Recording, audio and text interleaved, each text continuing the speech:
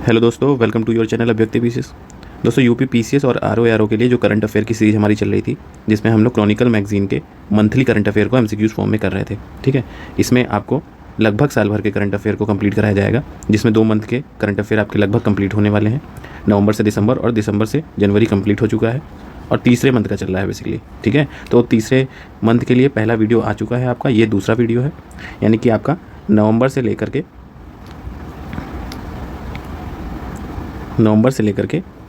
जनवरी नवंबर से लेकर के फरवरी तक के करंट अफेयर लगभग कंप्लीट हो चुके हैं। ठीक है, एमसीक्यूज फॉर्म में। ठीक, और एक्स्ट्रा जो इन्फॉर्मेशन आपको इसमें मिल रही है उसको भी आप जो है एग्ज़ाम में यूज़ कर सकते हैं अगर कोई क्वेश्चन इस तरह से आता है। ठीक है, तो एनालिसिस के माध्यम से एमसीक्यूज कराए जा रहे हैं, इसको आप रिवीजन मोड में तैयार कर सकते हैं। ठीक, तो इसका पहला वीडियो आ चुका है, सेकंड वीडियो ये आपके सामने है। टोटल क्वेश्चंस जो भी हैं ये इस वीडियो में कंप्लीट हो जाएंगे जनवरी से फरवरी मंथ के बीच में। इसके बाद फिर कैरी ऑन रहेगा कब तक, सितंबर तक, अक्टूबर में आपका पेपर है। ठीक है, चलिए स्टार्ट करते हैं फिर बाकी के बचे हुए क्वेश्चन। तो पहला क्वेश्चन आपका है 19 नंबर का, हाल ही में किन देशों में यूपीआई भुगतान प्रणाली शुरू की गई। ठीक है, तो यूपीआई जो भुगतान आप करते हैं फ़ोन के माध्यम से, ठीक है, कैश का ट्रांसफ़र करते हैं, वो भारत के बाहर किन 2 देशों में एक्सेप्ट की गई है। तो ये है ऑप्शन में श्रीलंका, मालदीव, मॉरिशस, श्रीलंका मॉरिशस या मॉरिशस दक्षिण अफ्रीका। तो क्या हो जाएगा इसका आंसर, श्रीलंका मॉरिशस। इन 2 देशों ने हाल ही में यूपीआई भुगतान प्रणाली शुरू की है। ठीक है, ऐसे तो दोस्तों कई कंट्रीज़ ने एक्सेप्ट की है, जैसे यूएई ने भी एक्सेप्ट की है, अभी फ्रांस की भी बात हो रही थी, है ना। तो कई कंट्री धीरे धीरे इंडिया की जो यूपीआई पेमेंट सिस्टम है बेसिकली उसको एक्सेप्ट कर रही है। तो UPI basically unified payment interface. ठीक है, तो इसके माध्यम से आप बेसिकली जो है रियल टाइम में जो है कैश ट्रांसफ़र करते हैं। ऐसे अगर आपको किसी को पैसे भेजने हो तो आप चेक के माध्यम से दे सकते हैं या विड्रॉ करके आप निकाल सकते हैं या बैंक टू बैंक ट्रांसफ़र करते हैं, है ना, ये सब माध्यम है। लेकिन अगर आप रियल टाइम में आप अपने मोबाइल से खुद भेजना है तो आप यूपीआई का यूज़ कर सकते हैं। तो जानते ही हैं, इससे एसोसिएटेड कुछ प्लेटफॉर्म हैं जो यूपीआई को एक्सेप्ट करते हैं, जैसे आप फ़ोनपे या गूगल पे देख सकते हैं, है ना, इस तरह के, या पेटीएम वगैरह। तो बेसिकली ये यूपीआई को इन लोगों ने एक्सेप्ट किया है, यहाँ पर ये शुरू हुई है। नेक्स्ट क्वेश्चन देख लेते हैं कि देश में 1 करोड़ से अधिक आयुष्मान कार्ड जारी करने वाला पहला राज्य कौन सा बना। 1 करोड़ से अधिक आयुष्मान कार्ड। अब उत्तर प्रदेश इसमें ऑप्शन में है तो जनरली आदमी उत्तर प्रदेश पे टिक कर देगा, है ना, पर ये गलत है। यहाँ पर 1 करोड़ से अधिक आयुष्मान कार्ड जारी करने वाला राज्य कौन सा बन गया है, असम। असम ने 1 करोड़ से अधिक आयुष्मान कार्ड जारी किए, तो ये आप याद रखिएगा। अब आयुष्मान योजना की अगर बात करें, आयुष्मान योजना के तहत ये कार्ड बनाए जा रहे हैं। तो आयुष्मान योजना जो बेसिकली है 2018 में केंद्र द्वारा शुरू की गई थी, जिसमें 5 लाख रुपए तक की प्रति परिवार जो है स्वास्थ्य जो है बीमा एक हिसाब से मिलेगा। ठीक है, तो किसी भी परिवार को प्रतिवर्ष 5 लाख तक का स्वास्थ्य कवरेज दिया जाएगा इस स्कीम के माध्यम से। तो 2018 में शुरू हुई है। तो कभी कभी मैच द फॉलोइंग में आप देखते हैं कि आयुष्मान योजना है या जल जीवन मिशन है, इस तरह की मैच करने को आते हैं, तो टाइमिंग भी आप याद रखिए। ठीक, नेक्स्ट क्वेश्चन देख लेते हैं 21, हाल ही में किस देश ने भारतीय नागरिकों के लिए मुफ्त वीज़ा नीति को मंजूरी दी। मुफ्त वीज़ा नीति को मंजूरी दी है। तो ऑप्शन आपके सामने है, फ्रांस, इराक, ईरान, जापान। ठीक है, तो इन जनरल अगर किसी को क्वेश्चन का आंसर नहीं मालूम होगा तो वो फ्रांस को टिक कर सकता है या दूसरे नंबर पे जापान को टिक कर सकता है। बट यहाँ आंसर क्या है, यहाँ आंसर है ईरान ने। ईरान ने हाल ही में एक वीज़ा नीति शुरू की है, ठीक है, जिसके तहत लगभग 33 जो है कंट्रीज़ को इन्होंने मुफ्त वीज़ा नीति के अंदर मंजूरी दी है, उसमें से एक भारत भी है। और इस नीति का बेसिकली इनका तात्पर्य है कि पर्यटन और सांस्कृतिक इस तरह के संबंधों को और बढ़ावा देने के लिए इन्होंने कोशिश की है। तो पहली बार ये पहल हुई है, तो आप याद रखिएगा कि ईरान ने की है ना, और किसी कंट्री को ना टिक कर दीजिएगा। ठीक, चलिए नेक्स्ट देखते हैं, विश्व सतत विकास WSDS शिखर सम्मेलन प्रतिवर्ष किस संस्थान द्वारा आयोजित किया जाता है। ठीक है, तो विश्व सतत विकास शिखर सम्मेलन किसके द्वारा आयोजित किया जाता है, आपके सामने ऑप्शन दे ही रखे हैं, संयुक्त राष्ट्र पर्यावरण कार्यक्रम, खाद्य एवं कृषि संगठन, विश्व स्वास्थ्य संगठन या ऊर्जा एवं संसाधन संस्थान। ठीक है, तो आपका आंसर क्या हो जाएगा, ऊर्जा एवं संसाधन संस्थान। ठीक है, टेरी भी से बोलते हैं शॉर्ट फॉर्म में, the energy and resource institute. ठीक, तो ये जो है टेरी जो है ऊर्जा एवं संसाधन संस्थान ये विश्व सतत विकास शिखर सम्मेलन प्रतिवर्ष आयोजित करवाती है। और ये संस्थान है क्या बेसिकली, तो ये इंडिया और ग्लोबल साउथ के लिए बेसिकली अगर हम बात करें, ग्लोबल साउथ के लिए एनर्जी एंड रिसोर्सेज पर रिसर्च करती है। ठीक है, ये संस्थान बेसिकली। ठीक, तो ऊर्जा एवं संसाधन संस्थान जो है WSDR शिखर सम्मेलन प्रतिवर्ष आयोजित करवाती है। ठीक, चलिए हम नेक्स्ट देख लेते हैं क्वेश्चन। हाल ही में किस देश के पहले डिजिटल राष्ट्रीय पुरालेख संग्रहालय की आधारशिला कहाँ रखी गई? हाल ही में देश के पहले डिजिटल राष्ट्रीय पुरालेख संग्रहालय की आधारशिला कहाँ रखी गई? ठीक, तो ऑप्शन आपके हैं नई दिल्ली, भोपाल, हैदराबाद, नासिक। तो कहाँ रखी गई है? हैदराबाद में। ठीक, तो देश का पहला जो डिजिटल राष्ट्रीय पुरालेख संग्रहालय है वो हैदराबाद के सलार जंग संग्रहालय के एक भाग के रूप में स्थापित किया गया है। ठीक है, ये आप याद रखिएगा। और इस संग्रहालय की खासियत क्या होगी? जो पुरालेख संग्रहालय है इसमें लगभग 1 लाख से अधिक शिलालेखों का, 1 लाख से अधिक शिलालेखों को, प्राचीन शिलालेखों को बेसिकली डिजिटल फॉर्म में प्रदर्शित किया जाएगा। ठीक, तो ये इसकी खासियत है, प्राचीन जो है जो शिलालेख हैं उनको डिजिटली प्रदर्शित किया जाएगा। नेक्स्ट देख लेते हैं क्वेश्चन। 4 फरवरी 2024 को उत्तर पूर्व सम्मेलन कहाँ आयोजित किया गया? उत्तर पूर्व सम्मेलन कहाँ? उत्तर पूर्व सम्मेलन कह लीजिए या उत्तर पूर्व महोत्सव है बेसिकली।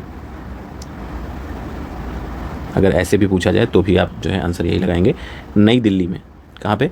नई दिल्ली में। अब उत्तर पूर्व है तो आप वहीं उत्तर पूर्व के इम्फाल या गुवाहाटी ना सेलेक्ट करिएगा। ये नई दिल्ली में आयोजित किया गया है। किस लिए?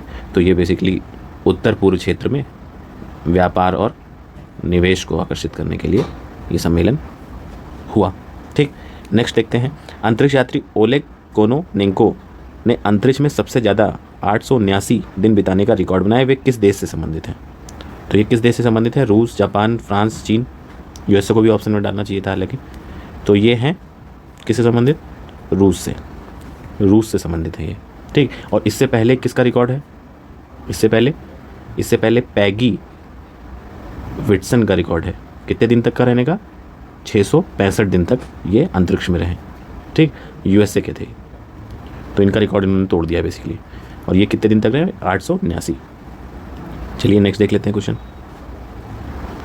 हाल ही में किस राज्य में मध्य पाषाण काल के शैल चित्रों की खोज हुई है? ठीक, मध्य पाषाण काल के शैल चित्रों की खोज हुई है। तो महाराष्ट्र, केरल, मध्य प्रदेश या तेलंगाना? तो मध्य प्रदेश का तो आपको पता ही है, भीमबेटका है ना, यहाँ पे तो बहुत पहले ही खोज हो चुकी है। और यहाँ ज़्यादातर जो है शैल चित्र पाए गए हैं मध्य पाषाण के। लेकिन इसके अलावा भी खोज कहाँ हुई है? तेलंगाना में। तेलंगाना राज्य में भी इस तरह के मध्य पाषाण कालीन शैल चित्रों की खोज की गई है। चलिए नेक्स्ट देखते हैं 27वां। हाल ही में भारतीय वायुसेना IAF ने फ्रांसीसी वायुसेना और UAE की वायुसेना के साथ किस अभ्यास का आयोजन किया? तो ये आप पढ़े होंगे इससे पहले भी जब आपने करंट अफेयर पढ़ा होगा। तो इन 3 देशों के बीच में कौन सा जो है जो अभ्यास होता है, एक्सरसाइज होती है? तो ये होती है डेजर्ट नाइट अभ्यास जो है UAE, फ्रांसीसी और भारतीय वायुसेना के मध्य हुआ। अब इस तरह की कई जो है वो होती रहती हैं आपकी एक्सरसाइज, तो इसको आपको ध्यान रखना है। और ये हुआ कहाँ पे था? तो जोधपुर एयरबेस, यानी कि इंडिया में ही हुई है ये एक्सरसाइज। ये भी याद रखेगा, कभी कभी स्थान पूछ लेते हैं कि कहाँ पे हुई है। ठीक, तो नेक्स्ट देखते हैं 28वां क्वेश्चन। किस आयोग ने हाल ही में सार्वजनिक संपत्ति नुकसान की रोकथाम पर कानून की समीक्षा शीर्षक से अपनी रिपोर्ट भारत सरकार को सौंपी? ठीक, इस तरह का एक क्वेश्चन इससे पहले वाले वीडियो में भी आया है, तो ध्यान रखिएगा। ये नया ट्रेंडिंग जो है समीक्षा कर रहा है विधि आयोग बार बार, है ना, तो इसको याद रखिएगा। तो इसका आंसर क्या हो जाएगा? इसका भी जाहिर सी बात है आंसर ये होगा, जितने भी इस तरह के कानून हैं पुराने जिनकी समीक्षा की जा रही है तो ज़्यादातर विधि आयोग ही समीक्षा करता है इसकी, है ना, तो ये याद रखिएगा। ठीक है, तो समीक्षा जो की गई है बेसिकली ये कानून कब का है सार्वजनिक संपत्ति नुकसान का? तो ये 1984 का ये जो है कानून था, बनाया गया था CRPC के तहत। इसके तहत जो लोग जो है गिरफ्तार किए जाएंगे तो संज्ञेय अपराध माना जाएगा। तो इसकी समीक्षा बेसिकली की गई है किसके द्वारा? विधि आयोग के द्वारा। तो ये आपको ध्यान रखना है। नेक्स्ट क्वेश्चन देखते हैं 29 नंबर का। डिजिटल डिटॉक्स पहल किस राज्य से संबंधित है? इससे पहले आपको डिजिटल डिटॉक्स का क्वेश्चन अभी करवाया था, वही ये रिपीट में हो गया है, तो आप ध्यान कर लीजिए। तो ये आंध्र प्रदेश, गुजरात, मध्य प्रदेश, कर्नाटक में किस में हुआ है?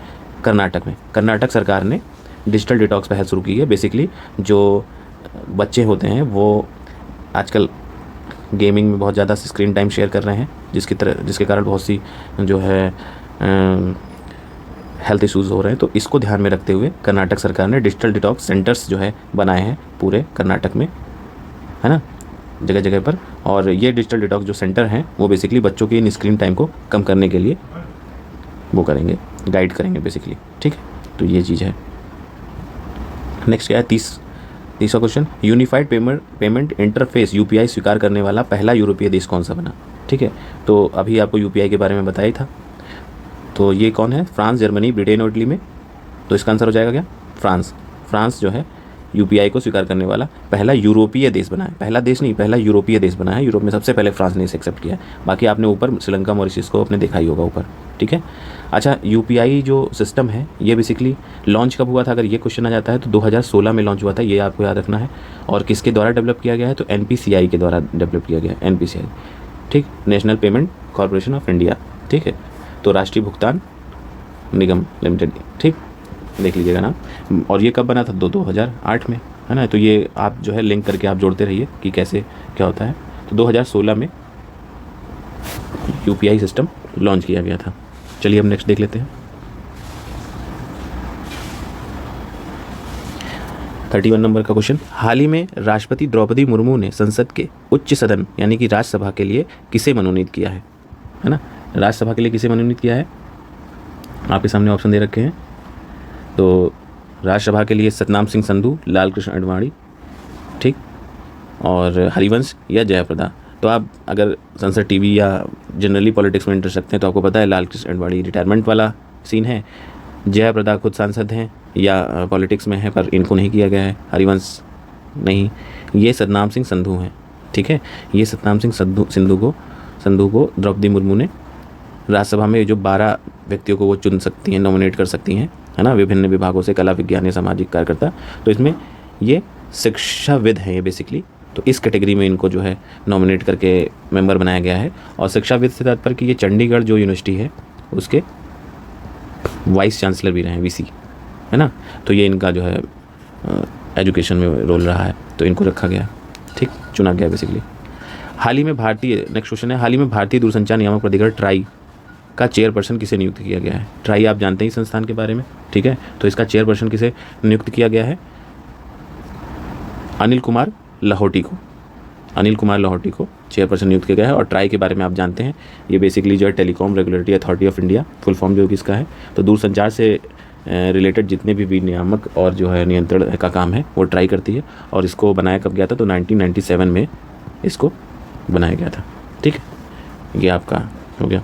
नेक्स्ट क्वेश्चन 33 देख लेते हैं कि भारत की पहली हिम तेंदुआ की जनसंख्या आकलन रिपोर्ट के अनुसार सबसे अधिक तेंदुए किस राज्य या केंद्र शासित प्रदेश में है। तो सबसे अधिक पूछा है और आपके सामने ऑप्शन क्या दे रखा है, हिमाचल प्रदेश, जम्मू कश्मीर, उत्तराखंड और लद्दाख। तो अगर हिम तेंदुओं की बात हो रही है तो आप जान रहे ठंडे प्रदेश की बात होगी, है ना, और सारे ही ठंडे प्रदेश हैं। तो इसमें बेसिकली जो आंसर है हिम तेंदुए में लद्दाख में सबसे ज़्यादा हिम तेंदुए पाए जाते हैं, ठीक। तो जो रिपोर्ट है जानते हैं आप कौन जारी कर रहा होगा, पर्यावरण एवं वन मंत्रालय वाला विभाग, ठीक है। तो इसमें कुछ सोचने की जरूरत नहीं है। नेक्स्ट क्वेश्चन देख लेते हैं 34 नंबर का कि अंतर्राष्ट्रीय मुद्रा कोष ने वर्ष 2024 में भारत की विकास दर का अनुमान बढ़ाकर कितना प्रतिशत कर दिया गया, ठीक है। तो IMF आप जानते ही हैं, ठीक, बहुत इंपॉर्टेंट संस्था है वर्ल्ड की। तो इसने जो है भारत की विकास दर को अनुमानित किया है, तो वो कितने प्रतिशत किया है, 6.7% 2024 के लिए। तो ये आप याद रखिएगा, पूछ सकता है, इंपॉर्टेंट है क्वेश्चन। और IMF की जहाँ तक बात की जाए तो आप जानते ही हैं, तो ये बेसिकली लोन देने का काम करता है, ये इंस्टीट्यूट या ये फोरम या ये कोर्स फंड, है ना, जो भी आप देख लें। तो ये कब बना था, 1995 में, ठीक। अगर ऐसे भी पूछ सकते हैं तो आप ये भी याद रखिएगा। नेक्स्ट क्वेश्चन पे चलते हैं 35 नंबर। हाल ही में किन देशों ने पश्चिमी अफ्रीकी राष्ट्रों के आर्थिक समुदाय ECOWAS से अपनी वापसी की घोषणा की है। अब ये पश्चिमी राष्ट्र जो हैं वो अफ्रीका के, इनका एक समूह है, ठीक है। तो आर्थिक समुदाय से रिलेटेड समूह है, तो उसमें इनमें से किसी एक कैटेगरी के जो है कई देशों ने वापसी की घोषणा की है। तो ये आप देख लीजिए किस देश ने की है, ठीक। तो ये की है किसने, बुर्किना फासो, माली और नाइजर ने, इन्होंने इस जो है संगठन से या समुदाय से अपनी वापसी कर ली है या ये छोड़ दिया है बेसिकली इन 3 देशों ने। तो चलिए ठीक है, ये देख लेते हैं। हाल ही में 36 नंबर का क्वेश्चन, हाल ही में भारत सरकार ने किस हवाई अड्डे को अंतर्राष्ट्रीय हवाई अड्डे का दर्जा प्रदान किया है? कौन से हवाई अड्डे को अंतर्राष्ट्रीय हवाई अड्डे का दर्जा प्रदान किया है? तो ये है क्या? सूरत का हवाई अड्डा, इसको अंतर्राष्ट्रीय हवाई अड्डे का दर्जा दिया गया है। तो नेक्स्ट देखते हैं 37 का, किस संस्था ने हाल ही में वन व्हीकल वन फास्टैग पहल को लॉन्च किया है? किस संस्था ने लॉन्च किया है? तो केंद्रीय सड़क प्रौद्योगिकी संस्थान, national highway authority of India, या राष्ट्रीय आपदा प्रबंधन संस्थान, या भारतीय स्कीइंग और माउंटेनियरिंग संस्थान। तो क्या हो जाएगा इसका answer? National highway authority of India, नाई ने। ठीक, तो ये जो नाई है आपका NHAI, ये कब बना था? 1995 में। ठीक, राष्ट्रीय राजमार्ग प्राधिकरण बेसिकली इसका नाम तो है ही, प्राधिकरण। ठीक, तो जितने भी राष्ट्रीय राजमार्ग होते हैं उनको ये संस्थान बनाता है। ठीक, 38 नंबर क्वेश्चन है कि हाल ही में किस राज्य ने यातायात व्यवस्था में सुधार और सड़क दुर्घटनाओं को कम करने के लिए सड़क सुरक्षा बल नामक एक पहल की शुरुआत की है? तो सड़क सुरक्षा बल नामक पहल की शुरुआत किस राज्य ने की है? हरियाणा, गुजरात, पंजाब या महाराष्ट्र? तो क्या हो जाएगा इसका आंसर? पंजाब। पंजाब राज्य ने सड़क सुरक्षा बल नामक एक पहल की शुरुआत की है। तो इस पहल को लॉन्च करने वाला पंजाब देश का पहला राज्य बन गया है। ठीक है, तो ये बेसिकली SSF जो फोर्स है, सड़क सुरक्षा बल, ये जो है पंजाब राज्य में लगभग 5500 किलोमीटर के जो आपका सड़क क्षेत्र है, ठीक है, उसमें जो है निगरानी करेगी। ठीक, और किसी भी दुर्घटना में तुरंत जो है रिस्पॉन्स करने के लिए बनाएगी। ठीक, तो ये आपका जो है पंजाब राज्य ऐसा करने वाला पहला देश बन गया है। ठीक है, तो चलिए फिर जनवरी से फरवरी माह के जो करंट अफेयर हैं ये इस वीडियो में कंप्लीट होते हैं, और इससे पहले के जो क्वेश्चन है वो आप जो है इससे पहले की जो वीडियो है उसमें देख सकते हैं। ठीक है, तो मिलते हैं फिर नेक्स्ट वीडियो में, तब तक के लिए थैंक यू, जय हिंद।